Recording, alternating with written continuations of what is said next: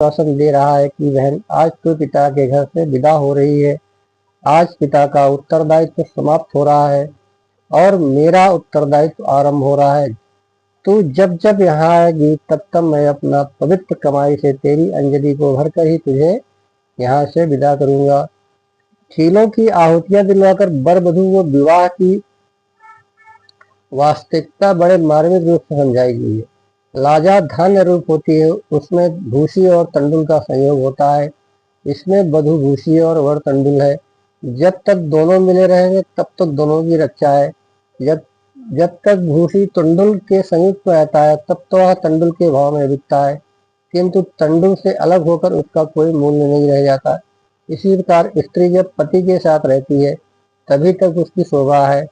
उधर तंडुल तो भूसी से पृथक होकर महंगा बिकता है, परंतु अपनी उत्पादन शक्ति को खो देता है। इन चावलों को बोकर कोई भी कृषक अपनी अभीष्ट सिद्धि नहीं प्राप्त कर सकता। अंकुर उत्पन्न करने के लिए कितना ही महंगा चावल क्यों ना हो, उसे तिरस्कृत भूसी का सहारा लेना ही पड़ता है। इसी प्रकार संतान इच्छुक पुरुष को अपनी सहधर्मिणी की प्रतिष्ठा करनी चाहिए। धान को पहले स्थान पर बोकर उसकी पौध तैयार की जाती है, फिर उस पौध को उठाकर दूसरे स्थान पर आरोपित किया जाता है, तभी वह फूलता फलता है। इसी प्रकार कन्या भी पितृकुल में लालित एवं पालित होती है, पतिगृह में जाकर संतति से फूलती फलती है। समीपत्रिक्त लाजाओं का होम करते ही कन्या यह भी सूचित करती है कि स्वामिन, आपका वंश समी की भांति कैसा ही हरा भरा क्यों न हो, मेरे अनादर से आपकी स्थिति खीलों जैसी होगी। जैसे खीलों का अंकुर नहीं होता, वैसे आप भी संतान रूप अंकुर को प्राप्त नहीं कर सकेंगे।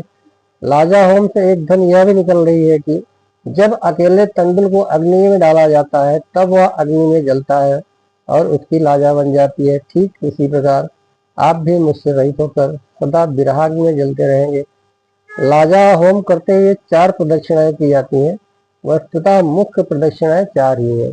ये 4 प्रदक्षिणाएं इस बात की द्योतक की कि वर वधु का गृहस्थापन इतना आदर्श हो कि इसकी कीर्ति चारों दिशाओं में व्यापक हो। इन्हें धर्म, अर्थ, काम और मोक्ष चारों पदार्थों की प्राप्ति हो।